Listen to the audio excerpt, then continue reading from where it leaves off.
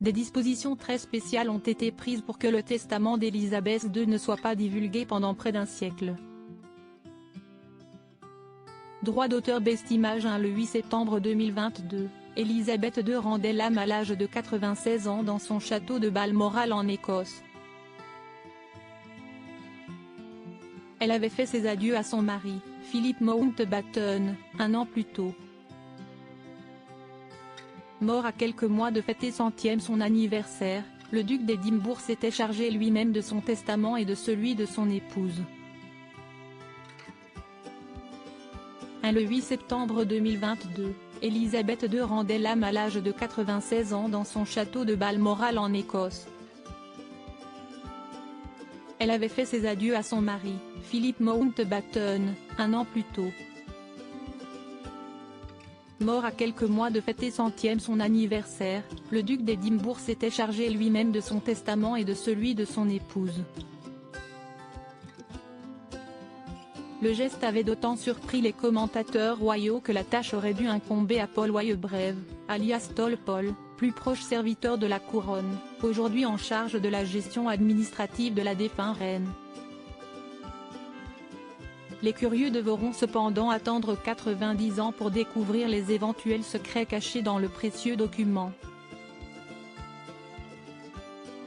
Une tradition séculaire instaurée au début du XXe siècle suite à un scandale sexuel qui avait entaché la famille royale. L'affaire remonte à la mort du prince François de Teck à l'âge de 39 ans, en 1910. Connu pour ses frasques sexuelles, le frère de la reine Marie avait légué les émeraudes de Cambridge, des bijoux de famille d'une valeur inestimable, à l'une de ses maîtresses, Hélène Constance. Craignant que le scandale n'éclate, celle-ci avait racheté le somptueux héritage à la comtesse pour les porter lors du couronnement de son mari George V en 1911.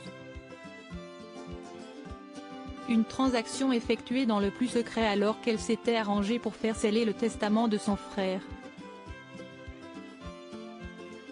Les fameux Cambridge Emeralds ont depuis été portés par Élisabeth II et sa belle-fille, la regrettée Lady Diana. Le testament de la mère de Harry et William a d'ailleurs été le seul à avoir été rendu public après sa mort dans un accident de voiture le 31 août 1997. Difficile de répondre clairement à la question d'ici les 90 prochains secrets. Du moins tant que Buckingham Palace décide de préserver la dignité de la défunte reine. En revanche, les informations au sujet de l'héritage de son héritage ne manquent pas. Selon nos confrères britanniques du Sunday Times, la fortune personnelle de la mère de Charles III serait estimée 370 millions de livres, soit l'équivalent de plus de 400 millions d'euros. Les biens appartenant à la couronne britannique s'élèveraient quant à eux à 28 milliards d'euros. Un patrimoine qu'Élisabeth II ne détenait cependant pas à titre personnel. Si est aujourd'hui son fils, l'héritier du trône, qui en a la jouissance. Il s'agit notamment de Buckingham Palace, d'une collection de milliers de bijoux et d'œuvres d'art ou encore des joyaux de la couronne. Le testament d'Élisabeth II ne sera pas ouvert avant 90 ans. Le secret prend racine dans une tradition séculaire. Un scandale sexuel est à l'origine de cette tradition. L'affaire remonte à la mort du prince François de Teck en 1910. Le frère de la reine Marie avait légué de précieux bijoux de famille à sa maîtresse. Le 8 septembre 2022, Élisabeth II rendait l'âme à l'âge de 96 ans dans son château de Balmoral en Écosse. Elle avait fait ses adieux à son mari, Philip Mountbatten, un an plus tôt.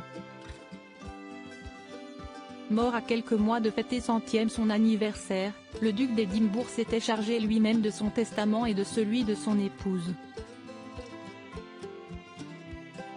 Le geste avait d'autant surpris les commentateurs royaux que la tâche aurait dû échoir à Paul Wyatt-Breve, alias Tolpol, plus proche serviteur de la couronne, aujourd'hui en charge de la gestion administrative de la défunte reine. Les curieux devront cependant attendre 90 ans pour découvrir les éventuels secrets cachés dans le précieux document. Une tradition séculaire instaurée au début du XXe siècle suite à un scandale sexuel qui avait entaché la famille royale. L'affaire remonte à la mort du prince François de Teck à l'âge de 39 ans, en 1910. Connu pour ses frasques sexuelles, le frère de la reine Marie avait légué les émeraudes de Cambridge, des bijoux de famille d'une valeur inestimable, à l'une de ses maîtresses, Hélène Constance.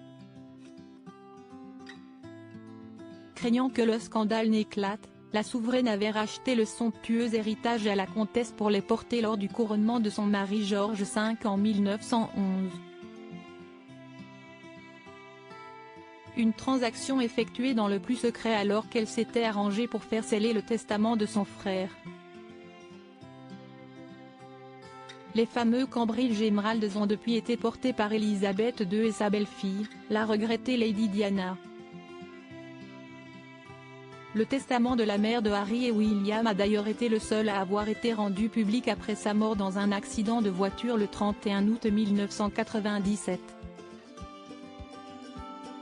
Voir cette publication sur Instagram. Une publication partagée par Queen Elizabeth II Queen Elizabeth, que pourrait contenir le testament d'Elizabeth II? Difficile de répondre clairement à la question d'ici les 90 prochaines secrets. Du moins tant que Buckingham Palace décide de préserver la dignité de la défunte reine. En revanche, les informations au sujet de son héritage ne manquent pas. Selon nos confrères britanniques du Sunday Times, la fortune personnelle de la mère de Charles III serait estimée 370 millions de livres, soit l'équivalent de plus de 400 millions d'euros. Les biens appartenant à la couronne britannique s'élèveraient quant à eux à 28 milliards d'euros.